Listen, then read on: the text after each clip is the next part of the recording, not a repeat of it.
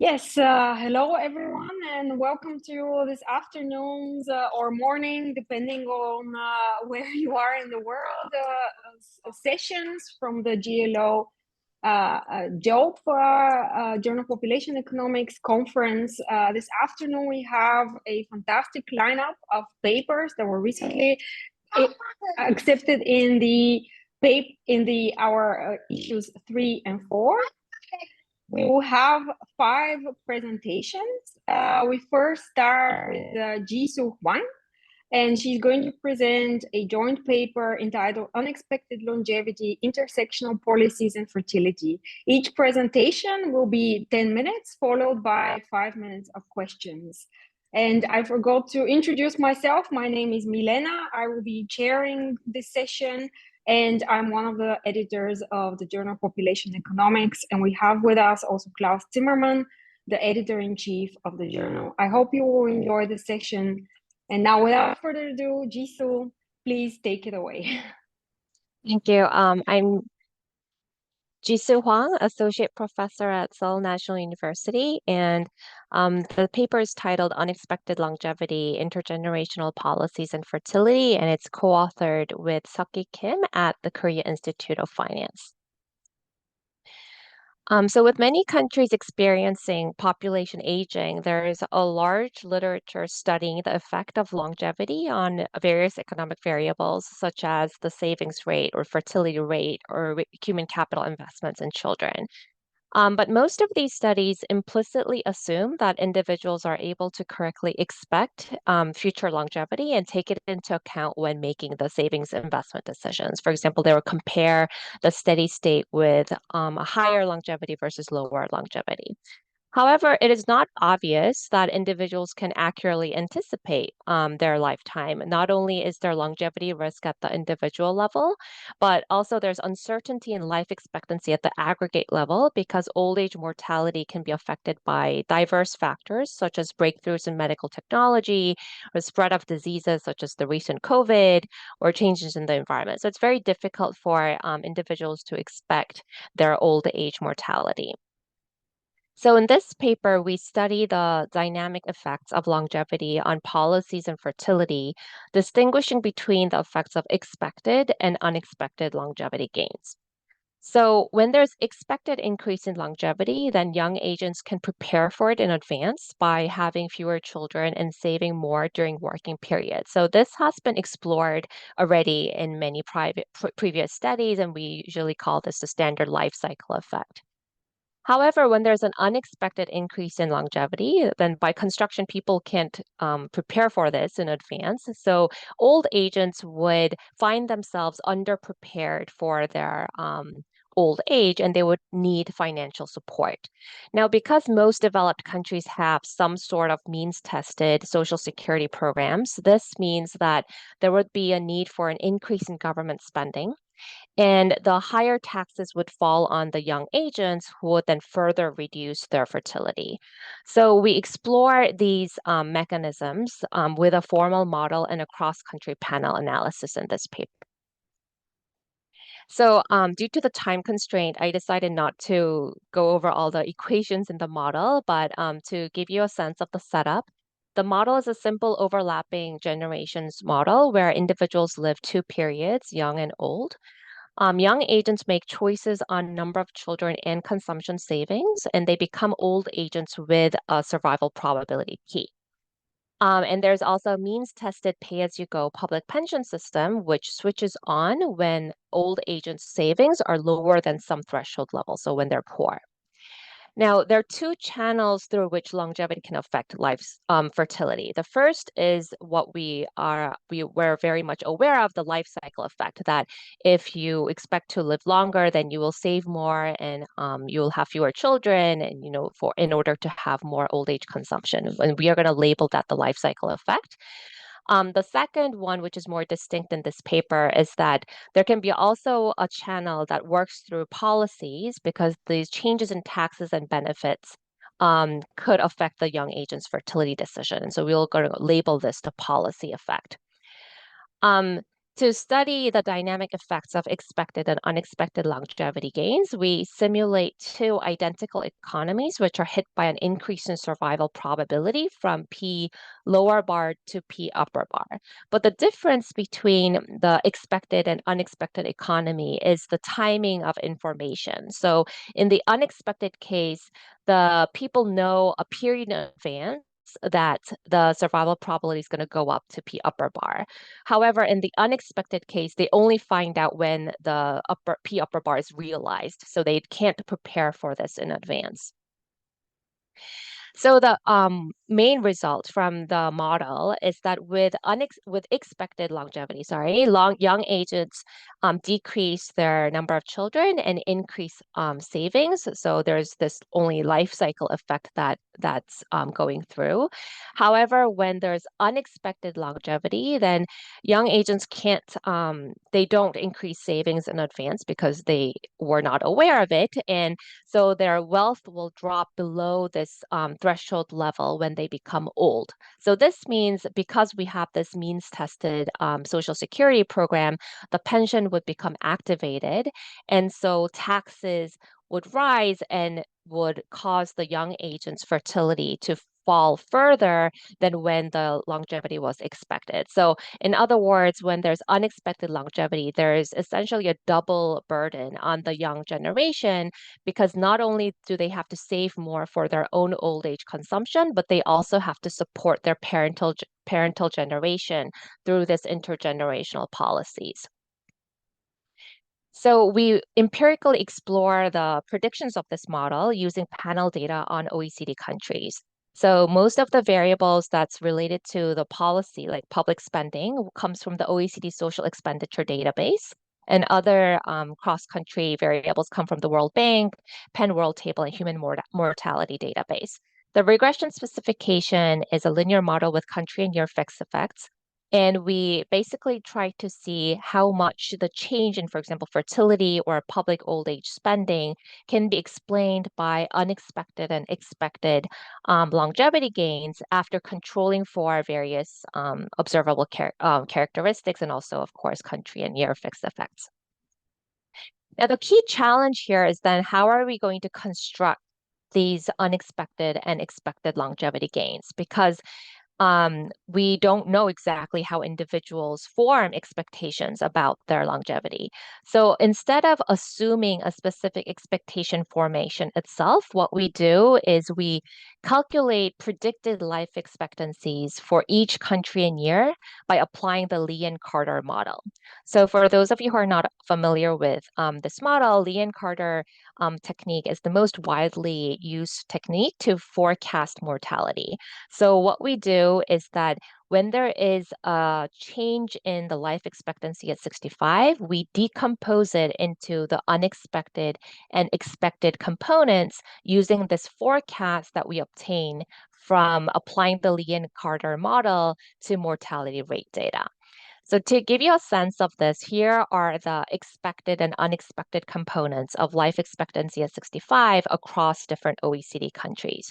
Now we know that life expectancy is increasing across all of these countries, but when you decompose them into expected and unexpected components, there's a lot of variation across countries. For example, both South Korea and Japan have very high life expectancies, but we see that in Japan, most of it can be said to be expected longevity, whereas in South Korea, most of it is unexpected longevity. So we see that although the level of life expectancy can be similar across countries, these components can be very different.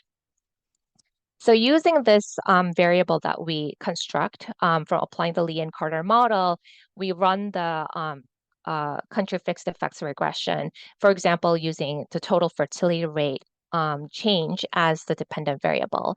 And what we observe here is that unexpected increase in longevity has a statistically significant negative effect on the total fertility rate, even after controlling for various other characteristics such as the dependency ratios or the female labor force participation rate, etc.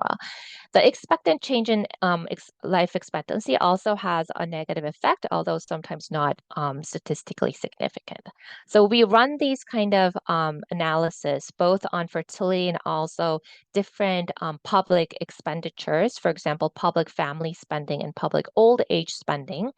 And we find that the unexpected longevity shock lowers total fertility rate growth, lowers public family spending growth while increasing public old age spending growth. So consistent with the overall logic of the model, where we find both a life cycle effect and a policy effect, we see some shifting of the public expenditures toward the elderly generation when there is an unexpected increase in life expectancy. And also, we see a lowering of the total fertility rate growth. To conclude, I think I have a few seconds now. The paper introduces a new perspective on how an aging population can affect fertility decisions via intergenerational policies. And the distinct feature of the paper was that instead of, many previous studies which compare, what happens when longevity is high or low, this looks at how not only the level, but the expectedness of longevity can be important from both the perspective of individuals saving for their retirement, but also for governments allocating resources across generations. Especially so countries with unexpected decline in old age mortality can experience accelerated population aging, not only because there is an increase in the number of old agents, but because of the ensuing decline in young agents' fertility rate when there's a larger burden on them through these kind of intergenerational policies. Thank you. So that was the 10-minute presentation of my paper. Wow, perfectly on time and a very nice and clear presentation. Thank you so much. We have time for comments and questions from the audience. Please raise your hand and speak up. Let me start perhaps. Klaus? Yeah, let me start perhaps with a simple question. Your model at the beginning, you said has the implication that if I expect to live longer, then I have less kids. The intuition of this was not fully clear to me. Does it mean it's a burden to have kids in the long time? I mean, it might be advantages to have kids longer. Yes, if I live longer, I can enjoy kids longer. Yes, and so it's the intuition at the beginning would say, it should be positive. Right. So I think in the literature, actually, the negative relationship between longevity and fertility has been studied in many papers. I think kind of because they focus more on the cost side of, I guess, having children rather than how you say, there definitely we can enjoy children longer. But actually, I think most studies so far have focused more on how if you have many children, then you also need to spend more. You can't save as much for your old age. And especially nowadays, since in developed countries, children are no longer actually as an old age support mechanism, more so they don't really depend on their children for old age. So I think the cost side has been emphasized more in the literature so far, rather than the enjoyment part of having children. But this I do not really understand because the costs are more in the first part of my life, yes, so to speak. In the second part of my life, there might be kids who cannot earn their own earnings, whatever. But in the later, I find it a bit difficult. Okay, so you think that's kind of the intuition, but the model, if the model produces this, there must be a mechanism where you show that the costs are dominating the benefits. Yes.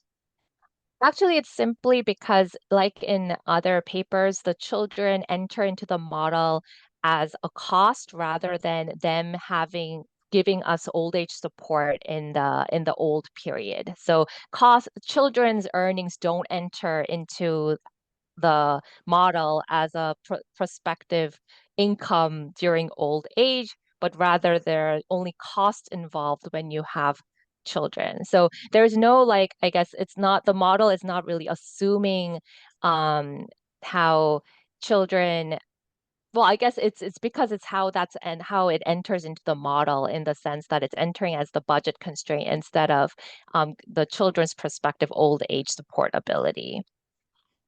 Okay. Thank you very much. We have also Anna who has a question, and I would like to ask Jisoo to stop sharing and Anna to ask her question and load her slides. But yes, please go ahead and ask your question, Anna. So this is really interesting, and this idea of expected and unexpected increase in longevity is really cool. And what I've been thinking about is how could you maybe explore exogenous shocks to longevity using maybe historical data? And maybe what you could do is to exploit the introduction of some like medical treatments, maybe the antibiotics, or maybe some sort of vaccination or something like that. That could be a cool next step to this model if you want to take it more to the empirics. But thank you, it's really interesting. Right. I don't know if I have time left, but thank you for the comment. Actually, I really did want to find a cool exogenous shock to longevity, but I guess it was difficult to find, you know, in a developed country context, like a long enough time series, something that I could apply across the countries that I want to consider. But yes, it would be really cool if I could use like some medical innovation to test more cleanly that part of my paper. Thank you. Thank you. Thank you very much. If you have any further questions, please raise them in the chat or email Jisoo. And now we have to move to our next presenter, Ada Adamek. So she's going to present her co-authored paper, The Labor Market Returns First in Family University Graduates. Anna, please take it away. Yeah, actually, I don't see the clock. Where should I see that? The 10-minute. I will start it momentarily. Oh, okay. Okay. So thank you so much for having me. This is a joint paper with Morak Henderson and McKinnish, and we are looking at the labor market returns to first in family university graduates in the paper. So there's a big literature on the positive effects of going to university. This is a good investment. University graduates would earn more, would be more likely to work, and would even live longer than those who don't go to university. It's also known that labor demand for skills has increased in the last couple of decades, and the share of university graduates, for example, in the EU, doubled in the last 25 years. So there is this big expansion in higher education. This cannot happen any other way. Then some of these new university graduates must be the first in their families to go to university. There is another side of the literature that looks at the socioeconomic gap in university participation. We know that those from lower SES backgrounds are less likely to go to university. And for example, in the UK, where we are going to use the data from, there are widening participation policies to promote equal access to university. What we are looking at in this paper is what happens afterwards. Let's say all these people get to university. Is higher education really an equalizer? What happens to these people when they go to university, have a degree, and then they enter the labor market? So by first in family graduates, we are going to mean young people who go to university, earn a degree, but none of their parents did that before. This is a surprisingly large group. In England, for example, 2/3 of recent university graduates are first in family.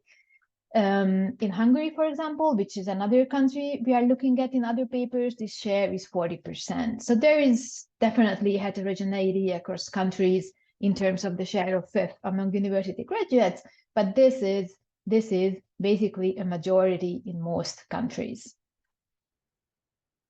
So what we do in this paper is that we look at the first in family wage gap among university graduates, as I said, in England.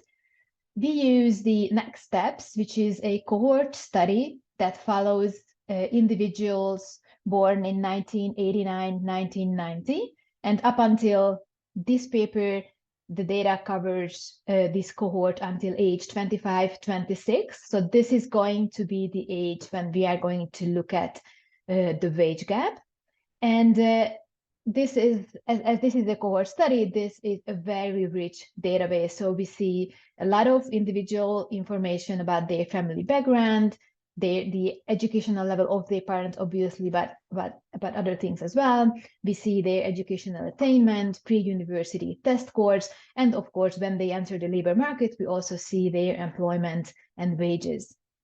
So obviously, this is not a causal paper, being first in family, or in other words, parental education is not randomly allocated to people. So what we are going to do is we are going to control for all this rich information from the data, and we are going to estimate Mincer type wage equations. So basically, we are going to have log hourly wages on the left-hand side. We are going to look at graduate only. So this is going to be our main sample. And then on the right-hand side, we are going to control for whether they are first in family graduates.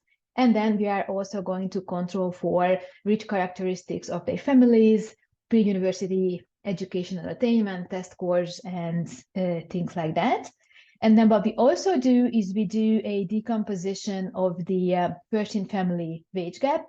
We are going to do this separately for men and women, and then we are going to investigate how the fifth wage gap originates from the individual characteristics of the cohort members. And what we find is actually really interesting, I think.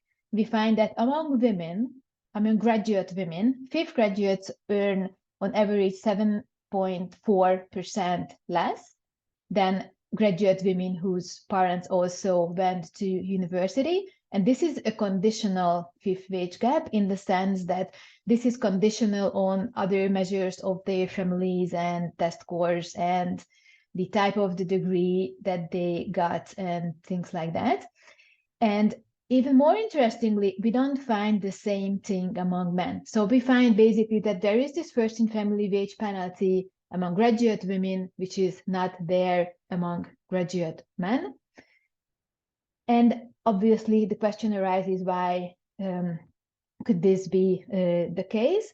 When we decompose this first in family wage gap separately among graduate women and among graduate men, then what we find is that among women, 2/3 of this female fifth penalty is explained by a couple individual characteristics.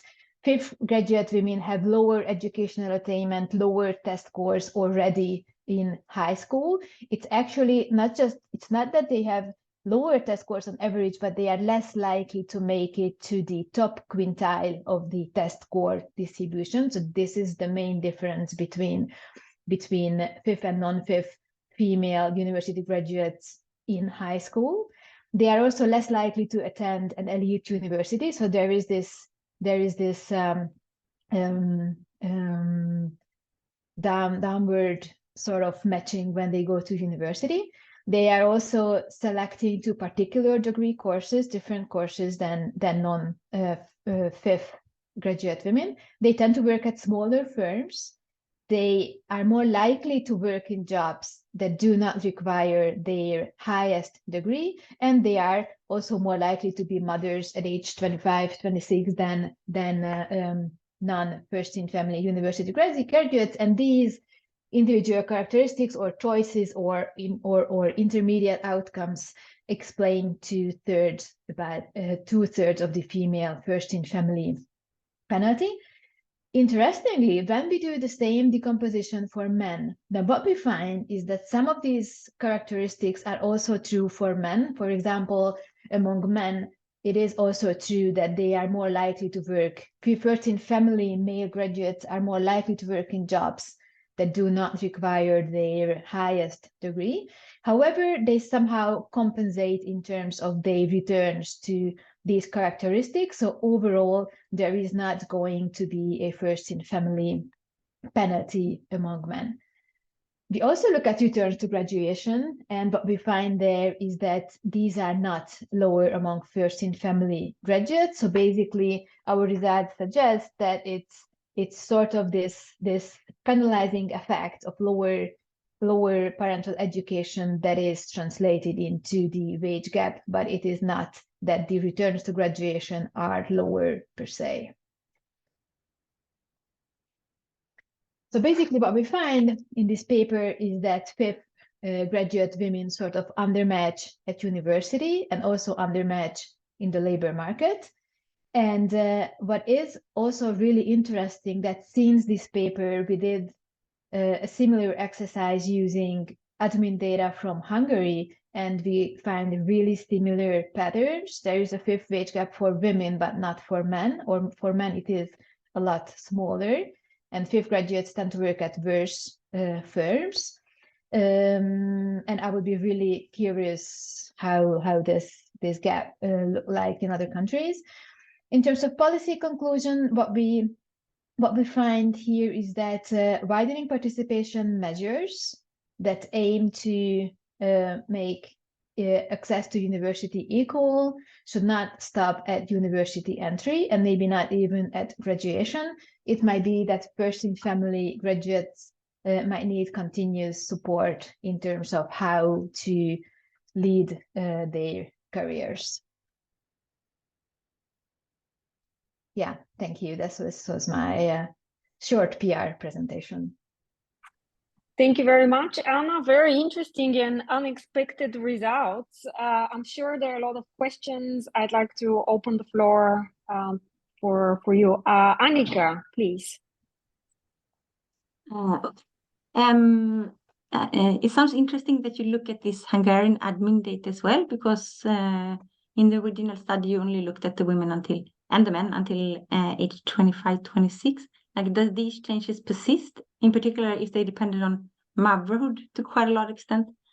And another question that I thought about too is, okay, so this is if you didn't have a parent who graduated, no? Have you looked at or thought about looking at other people in your family, like, I don't know, uncles, aunts, grandparents, older siblings, etc.? Thank you, very interesting. Yeah, thank you. These are very good questions. So about the first one, unfortunately, in the Hungarian admin data, we can only look at people up until the same age range of like age 25, 26. So we cannot investigate what happens after this age, but there is actually some literature saying that labor market entry is really important in terms of how one's career would evolve. So we obviously we would really like to see later what happens after this age, but for now we can just speculate that these gaps probably stay there. And in terms of looking at other people in the family, you are absolutely right. It's not just the parents who could help these people to get along at university or in the labor market, but other relatives, grandparents, or siblings as well. But unfortunately, we don't see anybody else's educational attainment in the data. So we only see the cohort members and the parents, and we don't see other family members. But it would be really interesting to investigate the other people in the family as well. Many thanks, Anna. So we have 2 more questions, and in the meantime, if I may ask you to stop sharing your screen, and if I may ask Annika Sure. to upload her presentation. But first up, we have Elena with her question, and then we have Klaus Zimmermann. Elena. Yeah, thank you. It's very interesting. I was wondering whether you account for what they study, the field of study. Is there any difference in that? Yes, we control for the fields of study in terms of aggregate. So we look at STEM courses, which is science and engineering and things like that, LAM courses, law and economics, and other social sciences. And what we find is that first and family graduates are more likely to take LAM courses and less likely to take other social sciences. So basically what we see here is that they choose courses that have more direct access to the labor markets, like LAM, and they are less likely to choose things that might not be as useful in terms of labor market entry, like other social sciences. Okay, thanks. Thank you for Thank the you. question. And Klaus Zimmermann. Sorry, yes. Well, I'm interested more to understand the intuition behind your findings. Well, one issue could be to just say, well, it's selection, okay? But I guess you may have controlled very well for selection. So that's not the issue. You compare similar things. But the question is then why? Is it because there could be two things come to my mind? One is the family has extra knowledge, and this knowledge is provided to people. So somehow one would, if one would want to learn more, one would have probably to find some random experiment, so to speak, to separate people well, where parents have died or early or something like that, and then to see what comes out of this. The other is what one could expect. Well, if I'm the first one in family, I might have extra motivation to perform well, but this obviously doesn't come through. Why is this so? Can't you not measure these kind of things? Probably not. Yes. These are this is my interest. Okay, to understand more what can we learn from this more to better prepare policy? Yes, that's what we see. Yeah, thank you so much. These are really useful questions and comments. So obviously we have been thinking a lot about the channel behind these findings.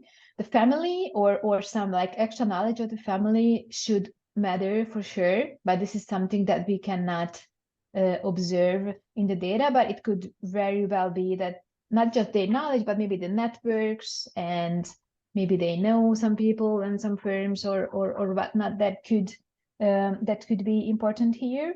And the other thing that could be important is probably non-cognitive skills and ambitions and maybe confidence and things like that. And this is something that we would like to discover later in a new paper. And then obviously, as I said, this is not a causal paper, so it could be selection as well. And this is especially true because we find this gap for women, but not for men. And we know that men are less likely to go to university. So maybe those who go are indeed more selected than women, who are more likely to go to university. And it could really well be that first in family men want to prove something to the world or to their parents, or they are just more motivated. And then that's why maybe this is more like a social pressure. There is more social pressure on men if they are the first in their family to go to university than on women. And maybe that's why we find the fifth wage gap there for women, but not for men. But yeah, these are still open questions and we keep thinking about these. Many thanks, Sorry, Anna, and many thanks to everyone for asking the interesting questions. So we have our next presentation from Annika Linksko. So with her co-authored paper, Some Preferences in Education Inequalities in India, the Role of Gender-Biased Fertility Strategies and Preferential Treatment of Boys. I will start the timer momentarily, and Annika, please take it away.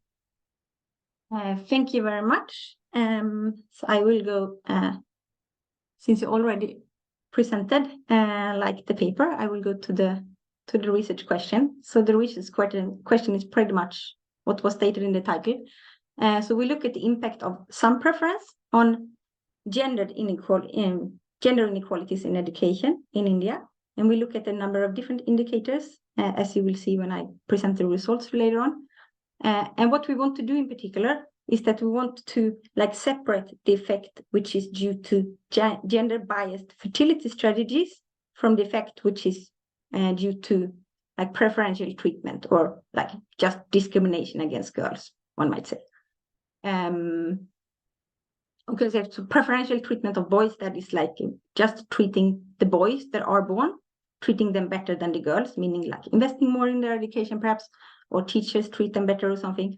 While gender-biased fertility strategies would be two types of strategies that are both common in India. One is sex-selective abortions, so aborting girl children so that they aren't born. And the other one is gender-specific fertility stopping. And gender-specific fertility stopping, that means like continuing having children until you have a son. Because son preference in India is particularly strong, like to have at least one son. And for different reasons, like the preference to have the son is quite strong. While when you have a son, the preference to have additional sons is not that strong. So families want to have at least one son. Okay, so it's quite clear perhaps why preferential treatment of boys over girls, why that will lead to education inequalities. But why will then gender-biased fertility strategies potentially also lead to gender inequalities in education? Okay, so in the literature, there are even those saying that sex-selective abortions, if we start with sex-selective abortions, that may even like improve the relative performance of those girls that are born, because if some families abort the girl children, maybe those that are born are those that are more desired, and they're born into families that they will be less discriminated. However, like sex-selective abortions, they are also more common in better-off families. And one reason for that may be, for example, that better-off families tend to want to have smaller family sizes. And then if you really want to have a son, it's not that easy to get it like through the natural way, perhaps, if you want to have a small family size.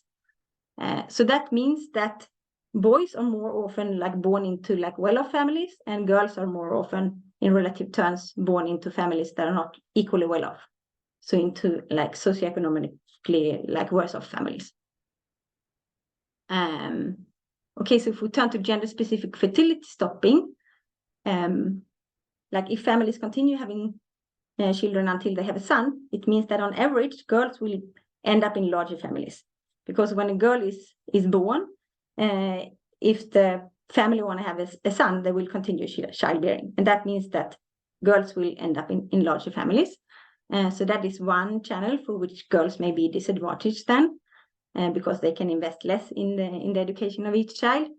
The other one is, there is a literature showing that, okay, so after a girl is born, if the family want to have a son, they will try to have a son like quite quickly. So there will be continued childbearing and possibly also like continued childbearing faster.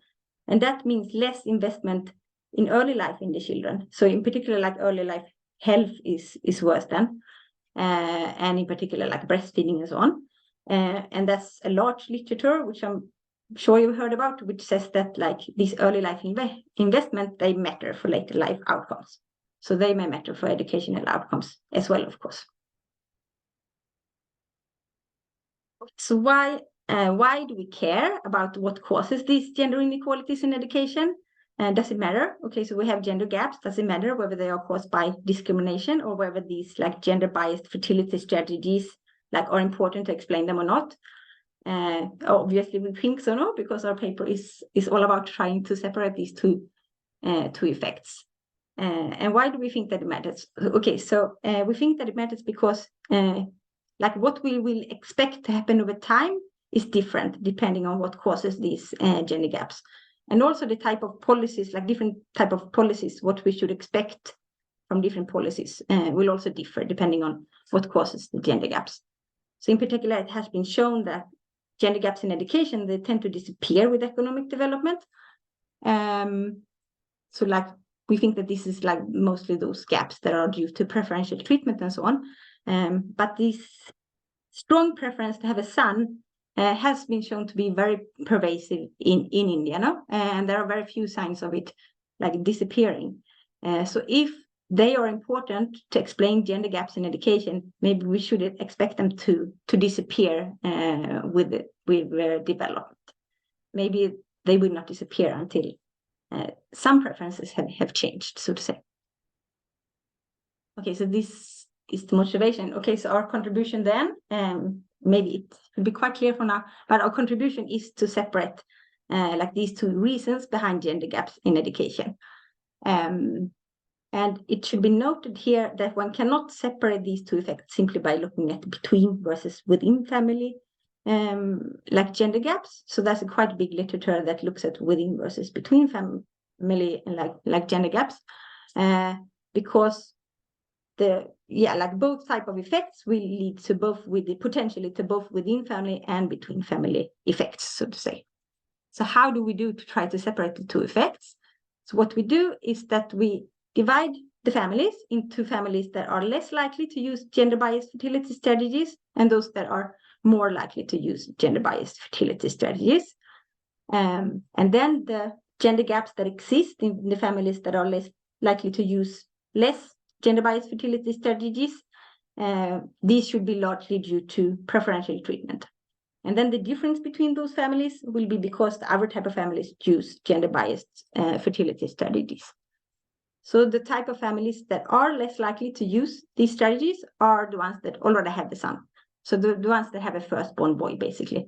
And we confirm here, and has been confirmed in the previous literature, that indeed gender of the firstborn is exogenous in India.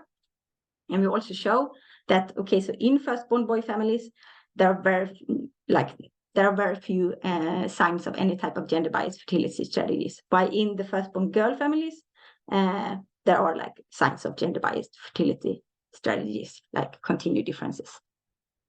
Okay, so we estimate then the preferential, I already said, like, okay, so that's the effect that we see in the firstborn boy families, the families that have little reason to use gender-biased fertility strategies. And the impact of gender-biased fertility strategies is the interaction term. So basically, we use a diff and diff to identify the impact of gender-biased fertility strategies. So this is our main results then. And here you can see the type of indicators that we look at. So we have 4 indicators that are related to completed grades or related to education performance. We have completed grades and 3 types of test scores. And these are tests that are performed within a household survey. So everyone participates. It's not like in school test scores. And then we look at some pathways that are related to investment into education. So it's like time investment, which is probably decided by the child and the household together in some combination. And it's like more pecuniary investment, like the money spent and whether or not the child is in private school. And then the height for age set score, which is related to the mechanism we talked about before, that like early life health can matter for later performance in education. So we can see here, I mean, the 2 interesting coefficients. So I only present the 2 interesting ones here. It's the female coefficient, which would be approximately then the effect which is due to preferential treatment, and the interaction term will be approximately effect which is due to gender-biased fertility strategies.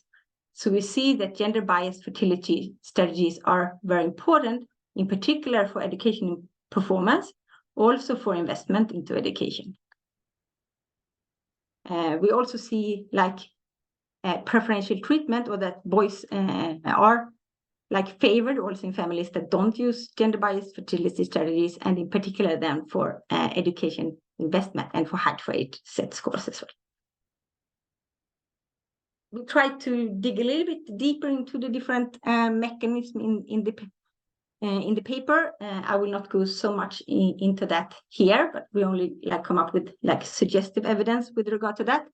But we show that one important reason behind the impact of gender-biased fertility strategies is that indeed boys end up in better off households than girls, and that this results in sizable education gaps. Also find some evidence of preferential treatment of boys over girls within families, and we see that gender-biased fertility strategies seem to exacerbate within family differences, in particularly in like pecuniary investment, the money, like the monetary investment in education, and whether or not the child is in private school, and maybe suggesting that if families end up larger than planned, the boys are prioritized. Okay, my time is out. Oh, I'm so sorry. That's fine. Okay. Please go ahead. Thank you very much. Yeah, and I think we should be cited because we show these separate effects, and we think that they are important now, basically. So I will leave the word for the next speaker, I guess, since I'm out of time. Stop sharing. Thank you very much, Annika, also for providing many reasons for why your paper should be cited. That's very good.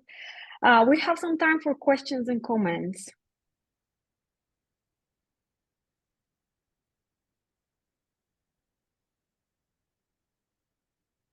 Maybe I will just ask for one question, one clarification point.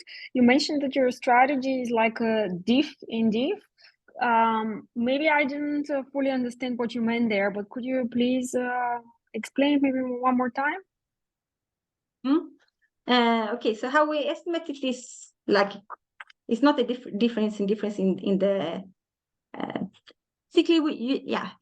basically the families, the firstborn boy families, the ones that don't use gender biased fertility strategies, they are the control group.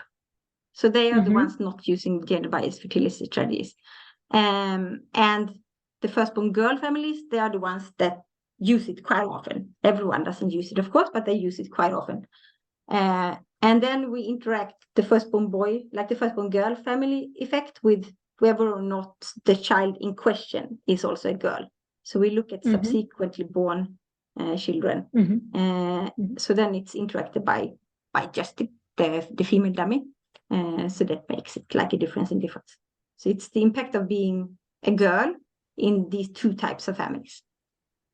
Thank you. I think Klaus Zimmermann has a question. Yeah, I have yes. a question. How do you deal with the abortion issue? Abortion issue. So the abortion issue, that will be part of the gender biased fertility strategies. So that is part of what we estimate there. So we cannot tell we cannot say with our strategy how much that impact depends on the abortion, on the sexually active abortion, and how much it depends on the gender biased fertility strategy. So it will be a combined measure of the two, depending on how much they were actually used by the families in the data. So it's like a composite effect that we estimate. And we don't have a separate estimate for the sexually active abortions. Yeah, so you don't have information about abortions, yes.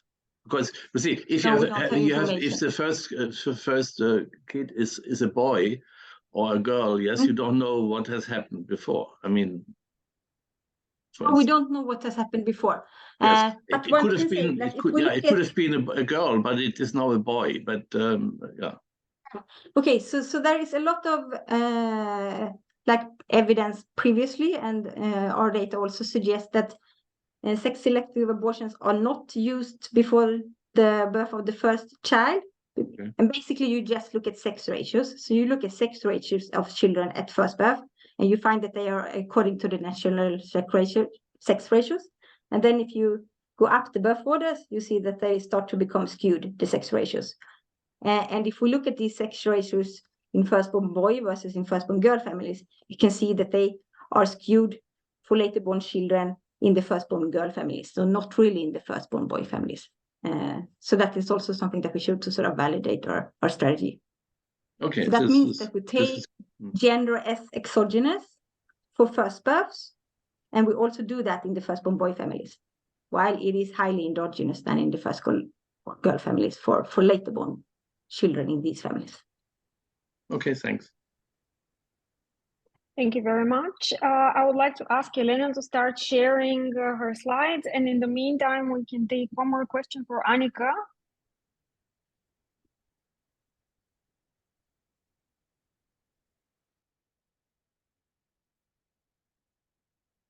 If you'd like to follow up with her or with any of the speakers, please do so in the chat or by contacting them, of course.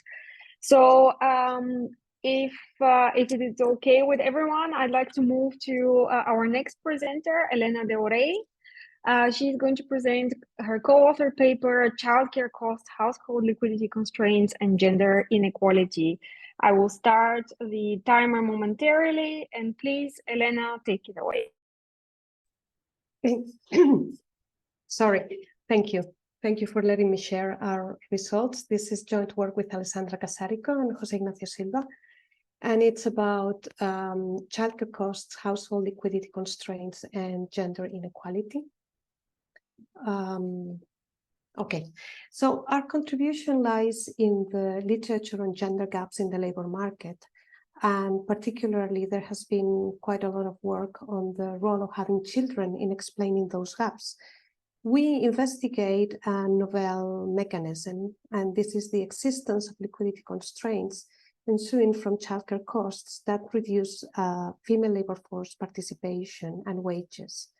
To do this, we develop a very simple theoretical model in the tradition of the unitary model of the household and provide a numerical example using Spanish data. Focusing on liquidity constraints allows us to call the attention towards loans as possible policy levers to address the liquidity constraint, but we are also look at more common family policies like maternity leave and childcare subsidies and evaluate their effect on the liquidity constraint and gender inequality. So let me just explain very quickly how the model is constructed, because it's very simple. On the side of workers, we have men and women that live for 3 periods. In period 0, they're children and they don't make any economical decisions. So in the beginning of the first period, the first economically relevant period, they sign an employment contract, they form households, and a proportion row of them have children. Then in households with children, the mothers take a leave of duration alpha, and at the end of the leave, they have to decide whether they stay home and devote themselves to childcare provision or go back to work, and in that case, they have to buy childcare in the market.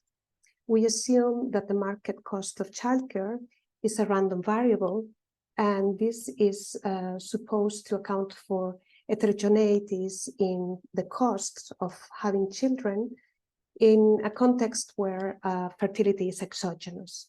So we mean to account for the fact that households can have different number of children with different types of needs. Maybe they have relatives that can help or not, or maybe they live close to childcare facilities or not. So there is a large heterogeneity in these needs. Now, if they, when they go to the 3rd period, individuals have accumulated or not experience. If they worked during the whole 1st period, they have high experience. If they only worked for part of the period, they have intermediate experience. And if they never worked, they have 0 experience. And this is going to be the case for mothers who took a leave and then stayed out of the market for the rest of the period. On the side of firms, we have a continuum of competitive firms offering different wages, and they suffer costs from mothers taking maternity leaves. This is adjustment costs, for instance, but they also suffer costs if mothers never return to work after the leave because they have to open new vacancies, for instance. For simplicity, we assume just a single type of costs. And then zero profit condition is going to make firms pay wages that correspond to the productivity of workers, except in the case of women that are statistically discriminated against because firms expect them to take leaves or quit at some point. So the only decision for households to make is whether the mother, in the case fertility shock arrives, goes back to work at the end of the leave or not.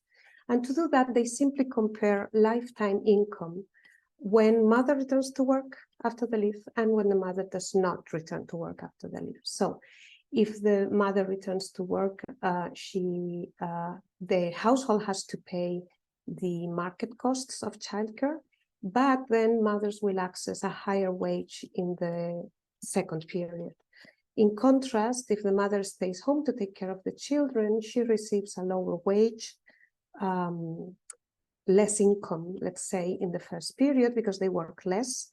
They don't have to pay for childcare, and then in the 2nd period, they don't profit from any kind of experience, and they have the lowest possible wages. Oh, sorry. So this allows us to identify a threshold of childcare costs below which households are interested in having the mothers going back to work, because the income that they produce is going to be larger than the costs of paying childcare to allow her to do it. But this is not the whole story. Households also need to have enough income in the first period to be able to pay childcare costs. So they have to maybe pay some minimum consumption and also childcare costs.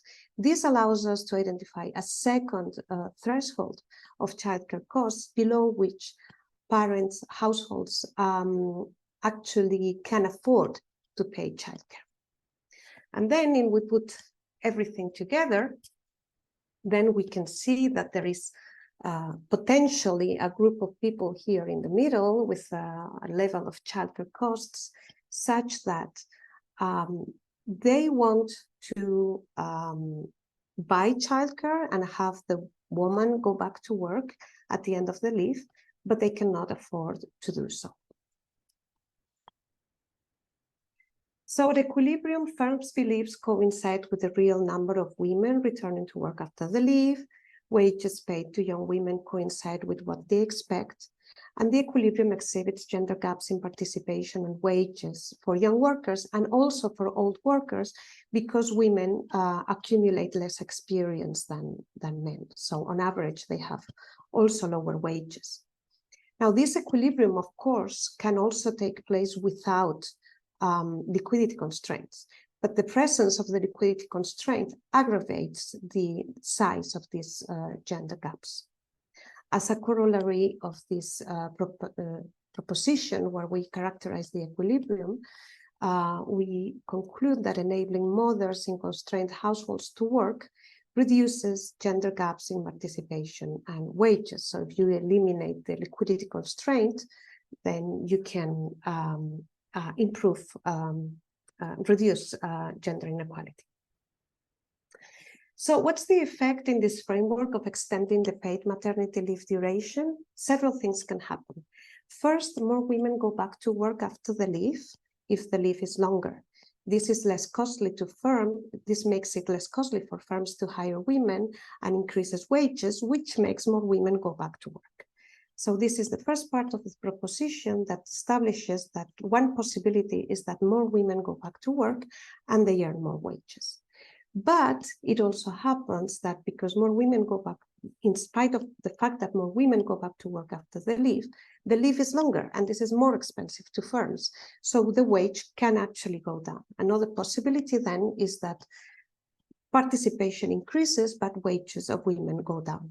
This is what we find in our empirical, in our numerical example for Spain. This would be the most likely case in Spain, given the data that we use in the numerical example.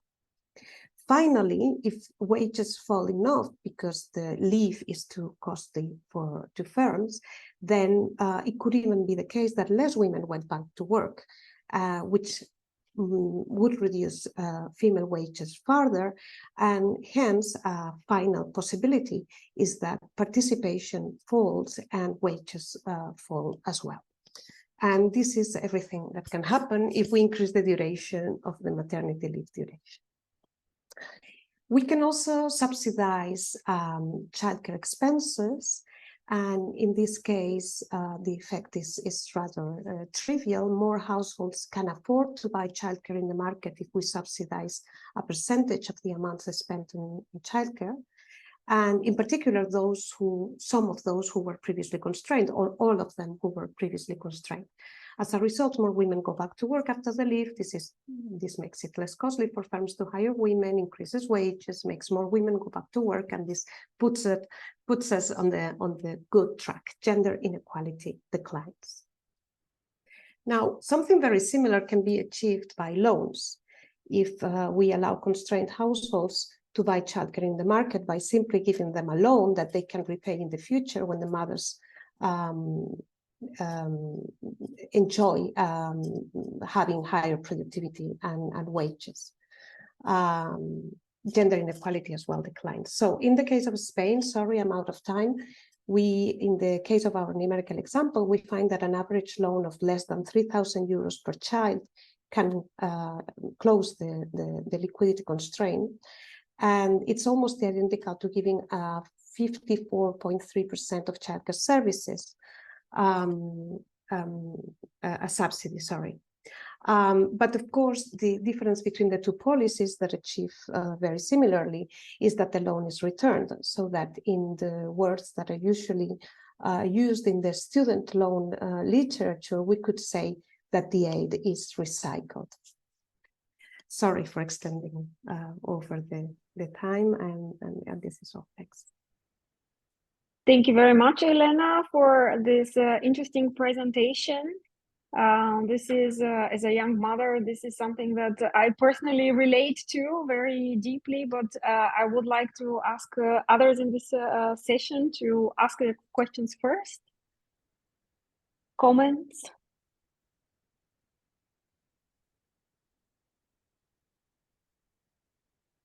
Or maybe could I jump and ask you a question? So have you in your simulation, maybe I did not understand this, but so did you look at the three policy options, so extending the leave, the subsidy and the loan as kind of policy, a single policies, or do you also look at combinations of the three? So extending the leave by a little bit plus a bit of subsidy, for example, or something to that extent.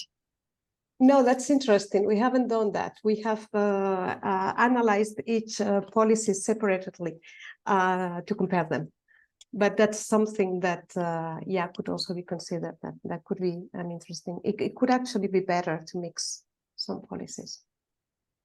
And in your model, by how much? So, what is the average length of childcare leave in Spain, and by how much did you simulate the extension for? Okay, in Spain it's 16 weeks, and we extended it to the average of the OECD, which is around 30 weeks. The fully paid leave, and then in that case participation increased, and or the prediction of the numerical example would be that participation would increase, but the wages go down. Now, that is very interesting, and I'm curious to see how applicable it is also to other contexts. Coincidentally, in the Netherlands, it's also 16 weeks. So I'm really curious to hear more about this kind of work. Thanks. Are there further questions for Elena? Then to be continued, hopefully, with this interesting line of research. And so we're a bit over time, but I hope that you're still up for one more wonderful presentation by Salvatore. If you could now start sharing your slides. Yes. So yes, perfect. Our last presenter is Salvatore Lattanzio, and the title of the co-author paper is Behind the Child Penalty, Understanding What Contributes to the Labor Market Cost of Motherhood. So very interesting. Please take it away, and I'll start the timer. So thank you very much for getting us this opportunity to present this paper, which is also co-author with Alessandra Casarico at Bocconi University, and I am Salvatore, and I am a researcher at the Bank of Italy. So we know, to introduce the paper, that the gender gaps in both wages and employment are considerably lower today than they used to be in the past, although this decline has stalled in recent years. And there is a now large strand of the literature on gender gaps that show that motherhood is a pivotal moment in women's career, with females that still bear higher costs than men following childbirth. And there are now various papers that show that the child penalty is present in many countries, and actually one of the last papers by Cleven, Landé, and co-authors show that the child penalty is actually present in basically all countries in the world with different magnitudes. So in this paper, what we do, we try to first provide evidence on the short and the long run effects of children on female labor market outcomes, looking as a case study at Italy, which is a country with high levels of gender inequality, and where only around 50% of women between 15 and 64 years of age are employed. So it's one of the lowest employment rates in the European Union. What we try to contribute to the literature with this paper is the study of sorting of women with and without children after childbirth across different types of firms. So we try to document, let's say, how much of the child penalty is related by mothers and non-mothers working at different types of firms following childbirth.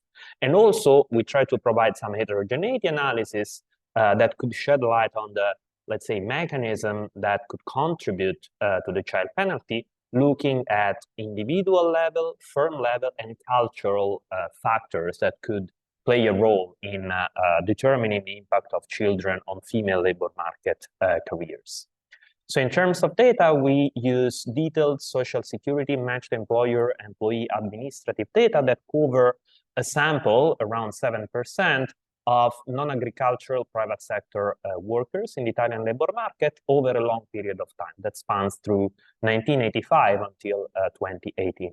We have little information on labor contracts, such as the earnings, the number of weeks worked during the year, whether the contract is full or part-time, and the macro occupation in which these workers are employed. We have some demographic information on workers, and crucially, we have information on when female workers take maternity leave, which is going to be our source of information for the childbirth episode. So one caveat about our analysis that we are going to document child penalties only for working mothers, because we take the information on childbirth from when women take the mandatory maternity leave, which has a duration of 5 months in Italy, so slightly more than what Elena documented for Spain, and it can be taken from 1 to 2 months before childbirth. So in terms of the empirical strategy that we deploy, it's pretty standard in the child penalty literature. We are going to compare event studies around the time of childbirth for women that have children, and also as a control group, we don't have men, because for men we don't have information on paternity leaves, but for women without children. And we are going to assign, let's say, a placebo date of birth, a placebo childbirth, to women without children, matching in the years before childbirth on some characteristics such as age at birth and the skill of women without children, so that these two groups are as comparable as possible. What we are going to be interested in are going to be the event study coefficients, so this beta case, which are going to measure the difference in each outcome for both women with and without children relative to the year before the actual childbirth for women with children and the placebo childbirth for women without children. We are going then to define the long-run child penalty as the difference in these event study coefficients 15 years after childbirth. So in terms of results, this is, let's say, our first evidence that show that the child penalty is present and persistent in Italy, with the evolution of the annual earnings of mothers and non-mothers that is very similar in the years before childbirth. Then there is a big drop in the year of childbirth and year after childbirth for mothers, and this difference between the earnings of women with children and women without children persists even 15 years after childbirth. And we measure a long-run child penalty of approximately 52 log points. How is this child penalty determined? By different, let's say, components of the annual earnings. So basically, most of the drop in mothers' labor market earnings is determined by a reduction along the intensive margin of labor supply. So with a big reduction in the number of weeks worked and an increase in the share of women that use part-time contracts. A smaller but still statistically significant component of this penalty is determined by reduction in weekly wages. Now, this reduction in weekly wages can be determined by different sorting within firms, but also across firms. And that's where we try to contribute to the literature. And here we document that after childbirth, the career trajectories of women with children and without children diverge in terms of the type of firms where these two groups of workers are employed. Here we show that basically after childbirth, women with children tend to work in firms that are less productive relative to the year before childbirth and relative to the firms where women without children are employed, where the productivity of firms is measured by the log value added per worker. We also try to document more this penalty in the wage rate for women with and without children, and we decompose this wage penalty into the contribution of, let's say, rent sharing, here decomposing two channels, one that happens between firms and one that happens within firm. And we basically see that, again, most of the wage penalty stems from differences between firms. So women working in worse firms, mothers working in worse firms relative to non-mothers. And long-run contribution of these differences between and within firms is around 11% of the penalty in the wage rate.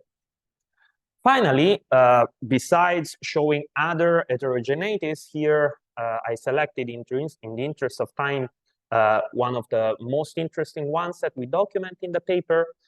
So we know that there are a lot of geographical heterogeneities in the Italian labor market in terms of female opportunities and also in terms of gender norms. So here we split Italian regions, Italy has 20 regions, in three groups in terms of gender norms, where those in the top terciles are those with most more conservative gender norms, and those in the bottom tercile are those with less conservative gender norms. And basically we see, as expected, that where gender norms are more conservative, the child penalty, the long-run child penalty, tends to be larger. So here we plot the difference in the labor earnings between mothers and non-mothers at each event time. How do we measure the gender norms? We basically take the European value study and we compute the share in each region of people agreeing with this statement, that is, a man's job is to earn money, a woman's job is to look after the home and the family. Where people agree more with this statement, the child penalty tends to be larger. So to conclude, our paper shows the child penalty in Italy, and we try to provide evidence on the factors that influence its magnitude, and we believe that the analysis on the firm level outcomes and on sorting across firms is where our paper contributes to the literature the most. Of course, there are large heterogeneities also in terms of other individual characteristics that are present in the paper. Thank you very much. Thank you very much, Salvatore, perfectly on time. We have time for a few questions. Please, Elena. Yes, it's very interesting. You say several times that mothers tend to work in worse firms, but there must be something in those firms that is better for mothers, right? So what are those characteristics? Yes, actually, we don't know. So let's say that we have a potential explanation in the paper that these sorting channel may represent a compensating differential. So maybe those firms are those that allow also a better work-life balance or more flexibility in the working hours. And therefore, let's say women tend to be compensated with a non-pecuniary compensation that let's say compensates for the lower productivity of these firms. We don't have really information on these types of characteristics of firms, but let's say other papers seem to document that this compensating differential channel may play a role in the determination of the child penalty. Thanks. Thank you very much. Are there any other questions? May I ask one quick one? How does this penalty compare to what others have found? So with this research by Cleven, for example. So how bad is it in Italy? Yeah, so it's not really comparable, our estimates, to those by Cleven and co-authors, because here we are focusing on working mothers only for the data limitation that I mentioned, that we have only information on childbirth happening while women are working. But it's, let's say that if we do something similar to what Cleven and co-authors have done, Italy would be, let's say, in the upper end of the distribution of child penalties in terms of magnitude. Something similar to what, for example, they document for Germany or Austria, that also have quite large child penalties, but for sure larger than, for example, Sweden or Denmark. Very interesting and depressing at the same time. Well, I would like to ask if there are any further questions for Salvatore, or any final concluding remarks from any of you. If that is not the case, I would like to close the session and thank all of the presenters and all of the participants, as well as the editor-in-chief, Klaus Zimmermann, for organizing this conference and for letting us learn more about the fantastic work that is being published in the Journal of Population Economics. I hope that you enjoyed it, and so just a small sample of what kind of research we have in the journal. So please take a look. And there's one more session this afternoon. Klaus, it is happening in 30 minutes.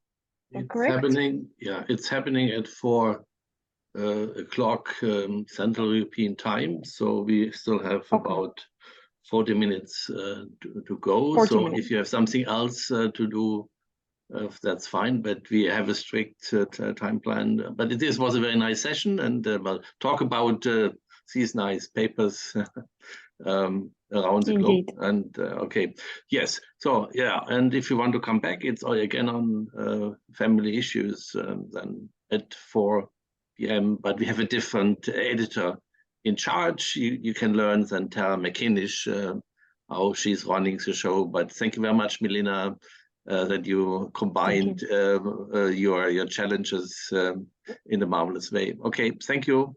See you later. Thank you. Thank See you you very later. much. Thank you.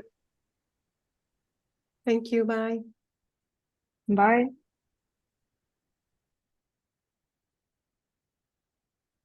I will join for the last session, so I will see you then. Yeah, that's perfect. See you in a little bit.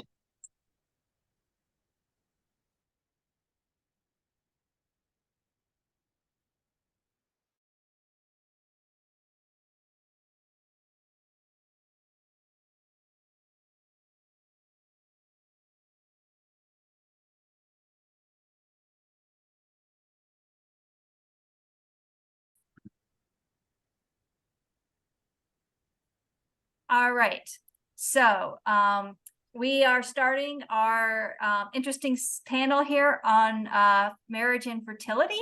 Our lead-off presenter is Ji Zhang, so he's going to present on differential fertility, school enrollment, and development. So Ji, please just share your screen when you're ready, and we look forward to your presentation.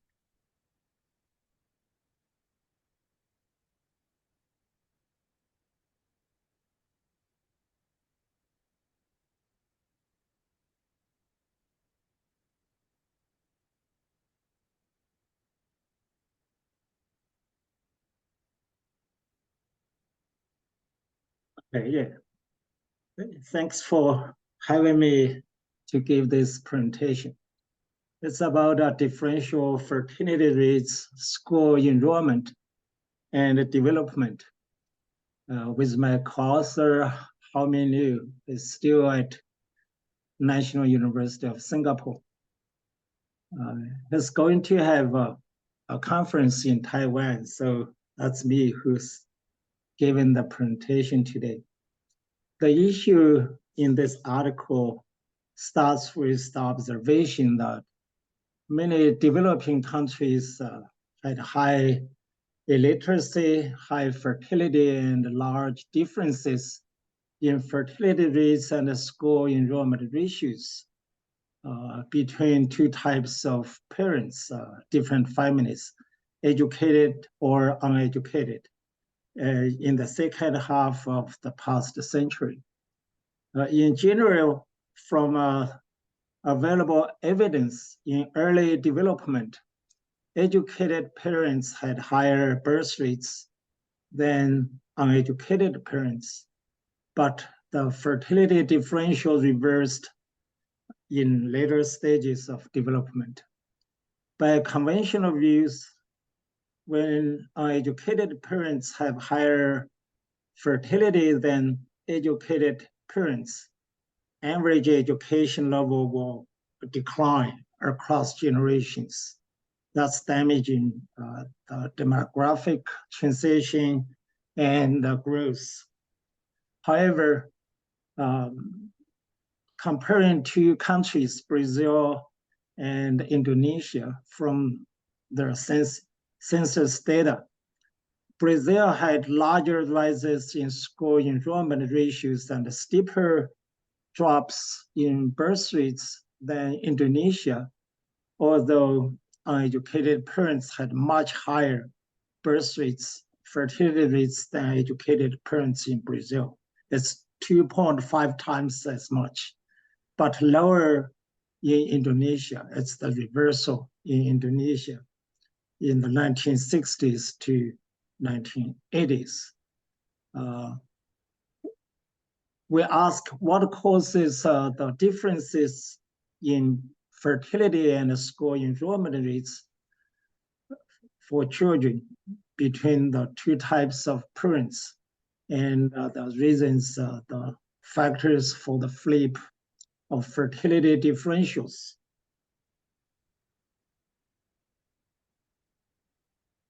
Those issues are quite relevant to a range of issues: demographic transition, education, investment, growth, income, inequality, as well as policy implications, such as progressive income taxes and education subsidies in favor of low-earning families.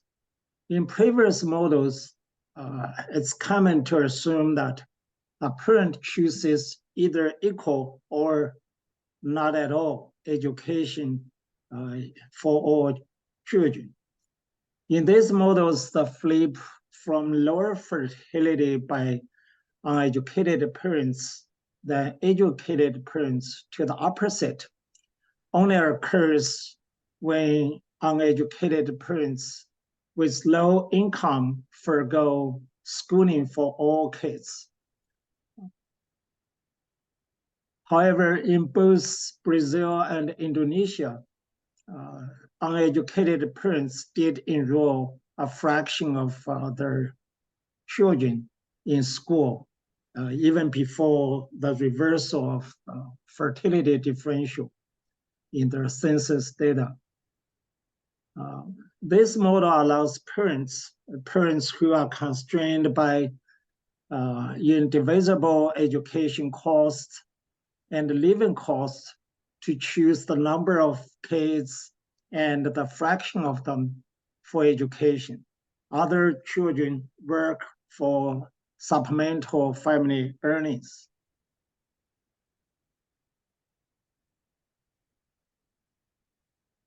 The findings in this paper include, first, empirically from the census data, those two countries show positive relationship between school enrollment ratios and parents' education, and positive trends of school enrollment ratios in both parental groups.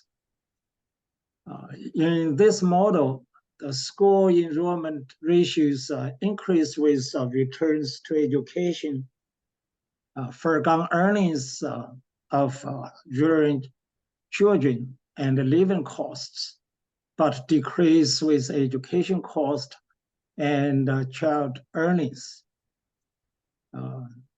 In this model, identical kids in a family will grow up as heterogeneous workers with different education levels. It's a realistic source for income inequality. So for policy implications, this is something that comes out of this model that is relevant for all families, regardless of their parents' education background. They may have a fraction of kids going to school and the others work. So this kind of inequality is relevant for many families, for most families. In this model, when living costs are high enough relative to education cost, fertility rates increase with parental earnings because of the dominant income effect. In this case, educated parents have higher birth rates than uneducated parents. When the condition is reversed, then fertility rates decrease with parental earnings. In this case, educated parents have lower fertility rates than uneducated parents. Restriction on child labor. Many countries tightened the kind of restrictions in the past few decades that will reduce birth rates and increase school enrollment ratios. When we have progressive income taxes and favorable education subsidies for low-earning parents, those parents will have lower fertility than educated parents and low school enrollment ratios, as in Indonesia before 1980s. For the economy as a whole, for stationary education subsidy rates, the illiterate rate of an economy converges to a steady state. It's a typical poverty trap in poor countries. When earnings and the cost of education and living change proportionately. A partial catch-up increase in education subsidies for educated parents, for those families, will increase the decline in their birth rates, and this could cause the reversal of the fertility differential between the two types of parents. Even when low-earning families have some kids in school. In the end, when most children complete all education levels, like in developed countries, in the US, in Australia, like in these countries with very high home and development index, fertility rates may increase with parental earnings again. So this is a result of the model. From our simulation, through calibration to those two countries of observations, we could have 4 panels here. In panel A, it's about child school enrollment ratios. The educated parents, children, their kids' enrollment ratios is in the solid line. The dotted line is for poor, uneducated parents' kids. So it's a big gap between school enrollment ratios between those two. Educated parents' kids have much higher enrollment ratio. For birth rates in Brazil, uneducated parents' birth rates are higher than educated parents for most of the time, and eventually they're going to converge. In panel C, we have the declining line. This is the average fertility across the different types of parents. And this solid line is average annual growth rate. Because of the increases in school enrollment ratios and declining fertility rates overall. So G, you have excuse me, G, you have one final minute. Okay. So the growth rate could increase relatively fast because of those combined impacts. In panel D, this is about the share of educated workers, or the reversal of the illiteracy. We can see gradually the fraction of parents educated increases over time, but because of the larger birth rates from poor families, initially this could decline. In Indonesia, roughly the figures look similar. The differences here, the reversal of the fertility differential. Initially, birth rates are higher in poor families, and then reversed, and then converge. And there, because of the higher birth rates in educated families, I should say, there is no decline initially of the educated parents here. So that's about it. There are some future extensions. Yeah. Thank you for your presentation. I think you can end your screen share, and I will ask if anyone has a question, please just unmute and ask it, Ajit. Bastian, did you have a question? Oh, okay. You have a hand up on the thing. Oh no, I see. That's not you. That's me. Quick question for me. It seems like that a key feature of your model is that the ratio of the living costs of children and the education costs of children is an important factor in determining whether rising incomes will translate to higher fertility or reductions in fertility. Is that correct? Behind those two figures, there is average income for a country. The critical level of income, like per capita GDP, it's about $2,000 US. In 1980s, Indonesia reached this level. We know roughly education costs are exogenous given. So it's when income goes above the $2,000 US level, then the relative ratio between education cost and the living cost will change. That will, from the model, even we allow them to try to get close to the figures we have in those two countries. That's the driving forces, the average income behind those two figures. Yeah. Thank you. Thank you very much. All right, so we'll proceed to our next presentation. That's going to be by Madhulika Khanna, who's going to talk about whether or not marriage markets respond to a natural disaster.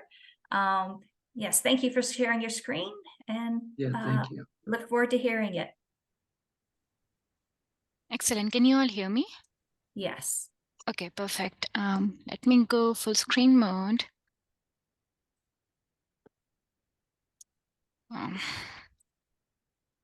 Excellent.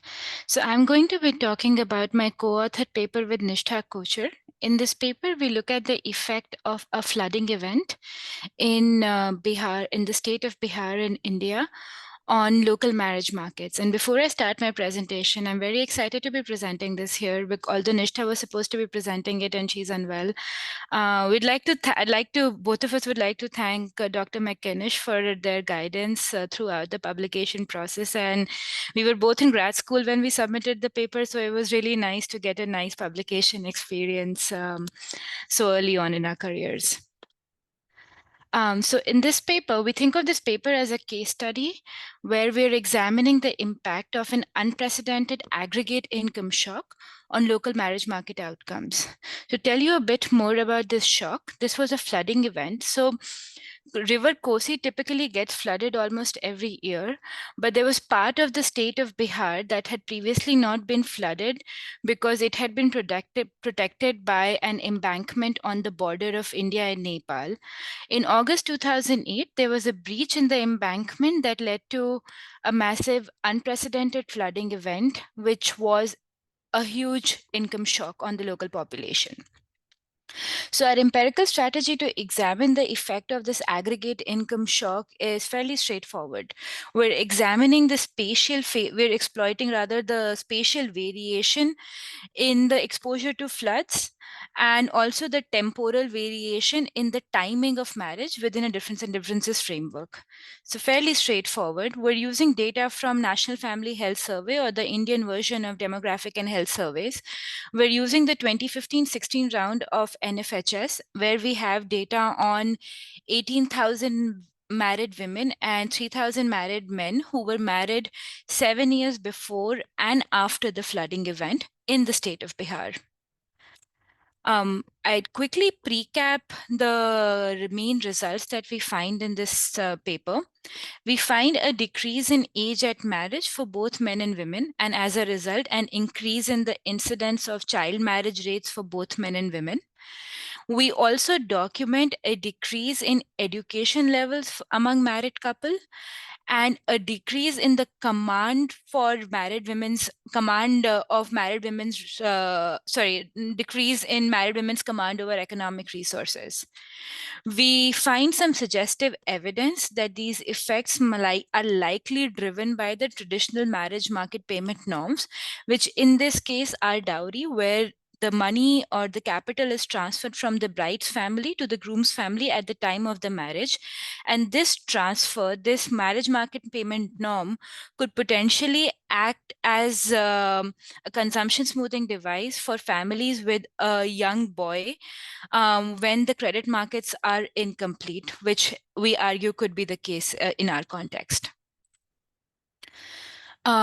In terms of contribution, we're contributing to the broad literature that explains why early marriages persist in certain contexts. We're also contributing to the wide literature we have on the consequences of early marriage, because we document that as the flooding event leads to a decline in age at marriage, it has some consequences on, say, education levels and women's empowerment within the household. And finally, we're also contributing to the broad literature on the effect of natural disasters on marriage market. Having said that, I'd also clarify that we think of this paper as a case study in this very specific context and not a grand theory of how natural disasters would affect marriage market outcomes. To give you a little bit of a sense of the theoretical setup in which this paper is located. So we're thinking of the marriage markets as marriage market for child labor, we're modeling it as a market for child grooms, where the supply of child grooms is increasing in the level of dowry, and the demand of child grooms is decreasing in the level of dowry. When there is an aggregate income shock, like the Kosi flooding event, we expect that the supply of child groom would increase because parents can now marry off their young sons in exchange of dowry and smooth over consumption. And the demand for child grooms would decrease because the girl's family or young girl's family would not have enough capital to pay for the dowry. So they're both income effect and price effect in play. And in equilibrium, the net effect on the number of child grooms and therefore the number of child marriages is ambiguous. You can see that in panel A, we show a case where the number of child marriages would increase. And in panel B here, we show a case where the number of child marriages would decrease. And whether in equilibrium we'd have an increase in number of child marriages or a decrease in number of child marriages, that would depend on the slope of the supply curve given ceteris paribus.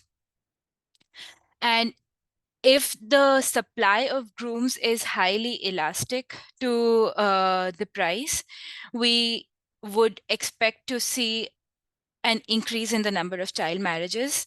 And we explain that we expect this to be the case when the wages in the adulthood for men are typically low and there is not a lot of difference in the wages in childhood and adulthood, and therefore parents are more sensitive to the dowry price, and we would see an increase in the number of child marriages in equilibrium. We propose that the theoretical framework I just super quickly described to you all is the likely mechanism that underlies the results that I described earlier in this presentation. We present some empirical facts that point in the direction of this mechanism. So firstly, we established that these floods were indeed an aggregate adverse economic shock. We do so by showing that the nightlights in these 5 affected districts, there's a decline in economic activity in these 5 affected districts relative to the other districts. We also show this using consumption expenditure data from National Sample Surveys of India. Next, we also established that the adult male wages in Bihar are indeed low, which is a prerequisite in our theoretical framework for the number of child marriages to sort of increase. So we do so by showing that the adult male wages in Bihar are the lowest in India, and also the age wage gradient is really low. So it's not as if that the difference in adult male wages in childhood and adulthood is high. Finally, we show some heterogeneity in that the effects are driven by Hindu households as compared to Muslim households. And dowry as a marriage market payment norm is predominant or more prevalent rather among Hindus than among Muslims. We also show that these effects are driven by landless households who likely don't have enough capital in face of an economic shock and could use this cultural this cultural norm as a tool to sort of smooth consumption after the flood. We try to rule out some other potential mechanisms that could explain the result. One could argue that we're also finding a decline in the education levels of the married couple. So it could be that as a result of the floods, they were pulled out of school and therefore they were married. So the sequencing of events is different. We find no differential effect of the floods on, say, the number of, basically the schooling infrastructure, and also enrollment in a different data source. So we argue that this is not the lower education levels we see is a consequence and not the cause of the effect that we document. Finally, we try and rule out other demographic changes due to this flooding event, which could have led to the effect that we document. To conclude, we find in this case study that natural disasters can have spillovers that might be long lasting, and depending on the cultural context, these spillovers could be routed through the local marriage market payment norms. And they are routed through the local marriage market payment norms in the sense that these payments can act as an insurance. And when households lack access to credit markets, they can marry off their young children as a coping mechanism. When parents are making those decisions, the costs of those decisions are not fully internalized by those parents because those costs could be intergenerational. And finally, in terms of policy response, we think that an easier availability of low-cost credit in these contexts and disaster insurance could potentially be two policy responses that could sort of help decouple early marriage and the link between early marriage and natural disasters in this context. Thank you. Thank you for a very efficient presentation. You covered that very well. I'll open it up to, for any questions. Klaus. Yeah, I have a simple one. So if I understand, the flooding was local, yes? So the marriage market is not necessarily local. Do you have any evidence what happens with marriage outside of the region? Yes, no, that's a very good point. So we show empirically that most of the marriages, at least in India, happen within the district. I don't remember the number because I haven't looked at the paper in the longest time, but the number is high, it's above 80%. And we also look at some other data sources to find that the typical distance that a woman has to travel to go to her natal home, and we find that distance to be low, especially for this state in this context, arguing that marriage market migration typically happens within a district and locally. And we do another robustness check to argue, because I say that it happens locally, but it could be that I am on the border of my treated district and I'm getting married into my control district, which would affect, which would sort of bias the estimates. So we do another robustness check where we drop the clusters, enumeration clusters that are along the border within 5 kilometers of the border, and we confirm that the results sort of go through. Okay, thanks. Thanks, Professor. Madalika, I was wondering, because you show us that for the marriages that happen after the flooding, that age of marriage is lower, is younger, less educated couples, couples where the woman has less authority.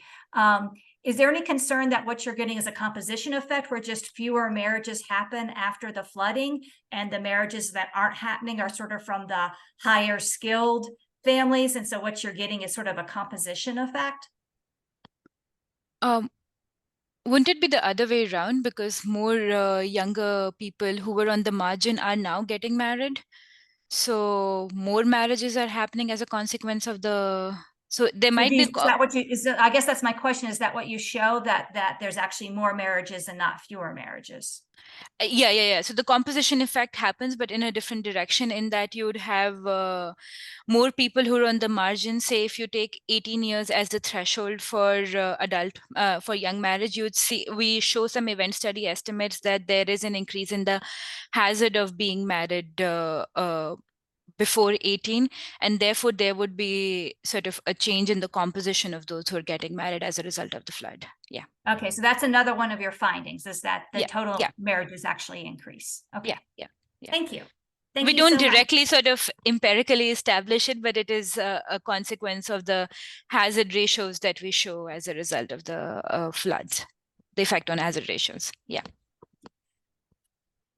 Okay, thank you. We will move on to our next paper on the program. That is by Bastian Schultz, who will be talking about the role of unemployment insurance in marriage and divorce in Germany. Thank you, Bastian. Yes, I hope you can see my slides. Does it work? Yes, we can hear you and see you. Do you see the slides? Yes. Okay, perfect. So thanks a lot for giving me the opportunity to present this paper here. This is a joint work with my co-author Fabian Zuda, and I'm Bastian Schultz. I'm an associate professor at Aarhus University in Denmark, and we are very happy and excited that this project of ours found such a great home in the end. So the paper is titled Marriage and Divorce, the Role of Unemployment Insurance. And I would like to start out by placing this paper in the literature or on a broader research agenda that some people are working on. So I see this paper as part of a research agenda that looks at the interactions between labor and marriage markets. And these interactions, they have essentially, well, you can think about them from two perspectives, obviously, right? So the first one is that marriage, or whether or not you are married and to whom you are married, is affecting your labor market outcomes. So that's essentially the literature that started with Gary Becker in 1973 on household specialization. And a number of recent papers have looked, for example, at the joint search strategies of couples. So how do your reservation wages depend on who you're married to? We also know that marriage market sorting and labor market sorting interact. And in a recent project of mine with some co-authors, we try to understand how families' career investments affect labor market outcomes through the firm's training and promotion decisions. So that's kind of the branch of the literature where we look at marriage and how this affects labor market outcomes. On the other hand, the labor market also affects marriage market outcomes. So whether or not you are married or whether or not you get a divorce. So from the Autor et al. AER Insights 2019 paper, for example, we know that for young men specifically, employment is a very important determinant of their marriage market outcomes, right? So whether or not they find a partner, and this then has effects also on their potential wives and even children. We also know from some other papers that labor market transitions, so either from unemployment into employment, from employment into unemployment, but also on the job, from one job to the other, that all of these transitions, they can in different ways affect marital stability, so cause divorces. And finally, there's a literature started by Shelley Lundberg in 1985 that thinks a bit differently about these issues by talking about the insurance motive of marriage, right? So the idea there is that you would like to have a partner because this partner can insure you against income shocks. Right? So you want to be married to someone who, if you lose your job, can help you smooth your consumption. And this is also where our paper, Schulz and Suda 2023, is situated. Okay. Can you see how my slides are moving? Because I'm not sure. No. Your slides are not moving. No. No, sorry. That was my feeling. Let me just share them again. Sorry for the little interruption. So now, now it should work. Yes. Yes. So I mentioned the insurance motive of marriage, right? And this is where this paper is situated. So what we try to do in the paper is that we want to quantify how important this insurance motive as a motive behind marriage decisions is. Now, based on all the interactions that I mentioned a minute ago, the key challenge in this literature is really to distinguish between causes and effects between labor market outcomes and marriage market outcomes. Well, because everything is essentially disentangled, right? So the idea here that we follow is that insurance against income shocks is not exclusively provided at the household level, right? So what we exploit is that in most developed countries, there also exists a social insurance system that also insures you against income shocks, right? And the generosity of this social insurance system, it's going to determine to what extent you have to rely on your spouse when you, for example, lose your job, right? At the same time, the social insurance system, it's not constant, it changes. Policymakers do amendments, sometimes it becomes more generous, sometimes it becomes less generous due to reforms. So the value of this substitute, it varies over time as social policies change.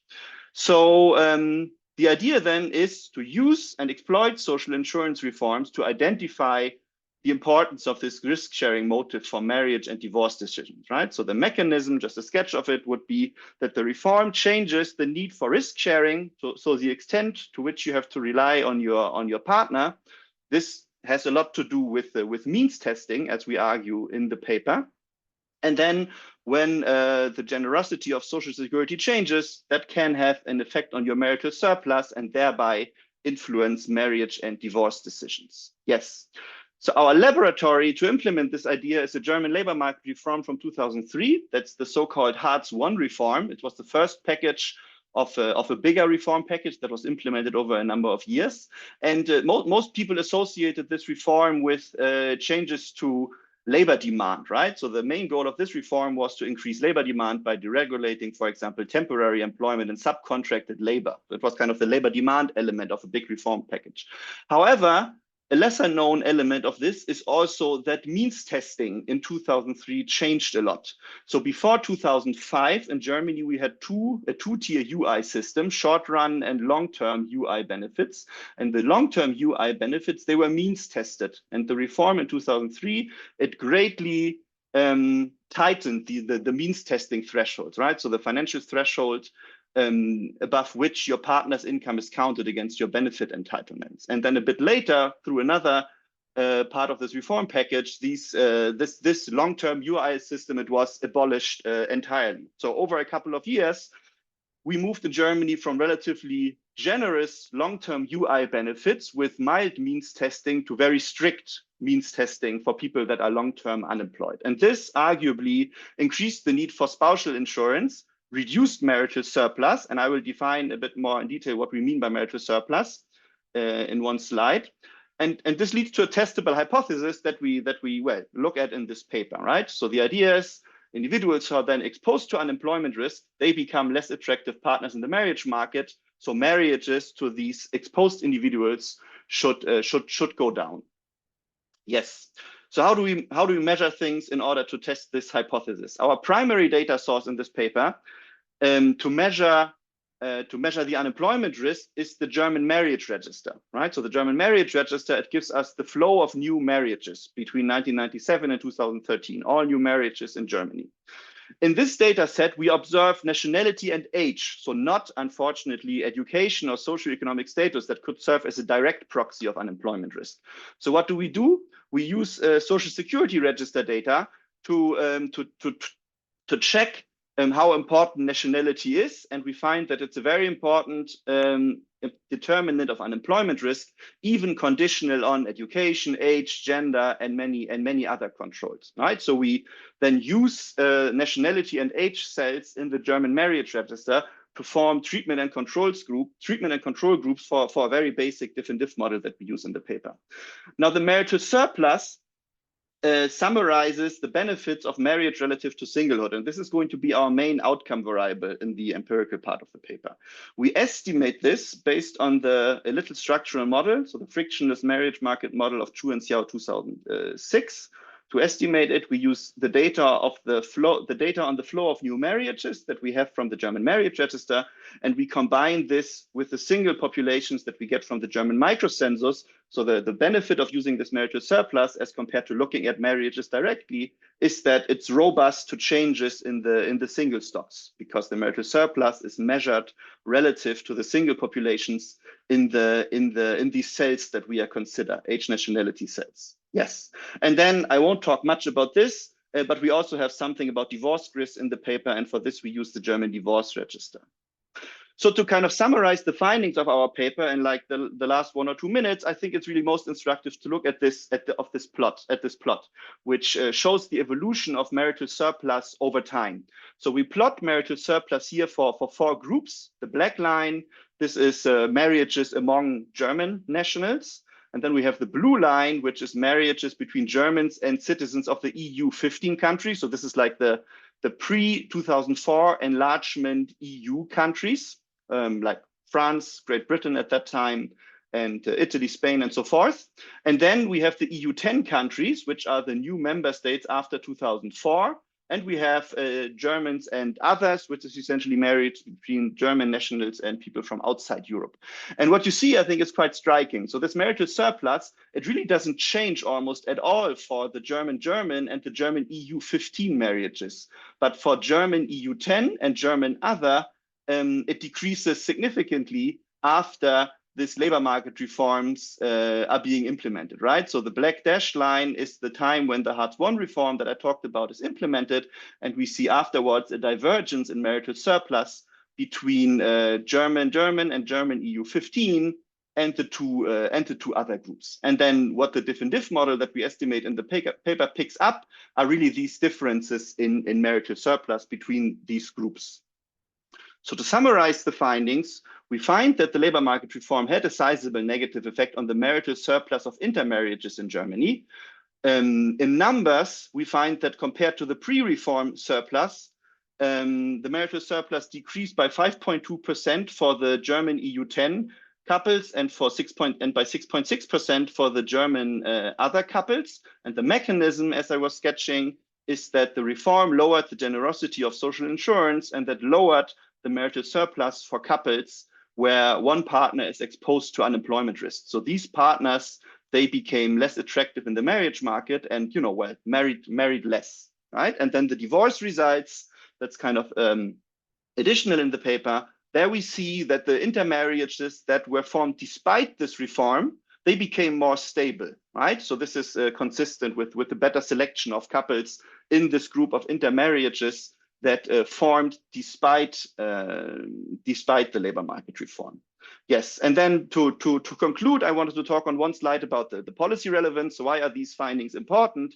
Well, we think on the one hand that the marriage market ramifications of this labor market reform, they are more or less unknown, and they were most probably not intended by the policymaker, right? So this was a reform, as I said, about labor demand, and means testing, of course, is tightened to get people into employment and not necessarily to affect the marriage market. So that's one thing. But it's even, you can't even think one step further, right? So some people have argued that interethnic marriages, they are actually a very important vehicle for the integration of migrants, right? So to give them access to the language, to the culture, to the labor market, it's very beneficial if migrants, well, marry nationals of the countries of the country in which they want to stay in the future. So if then social security reforms make these intermarriages unattractive, it might actually be the fact that labor market reforms that seem to be working very well in terms of reducing the unemployment rate, they might actually be in conflict with a successful migration policy and hinder the integration of migrants in the long run. So that's what I got. Thanks again for giving me the opportunity to present this here. And it was also very exciting to see the other papers in this issue of the journal. Thanks.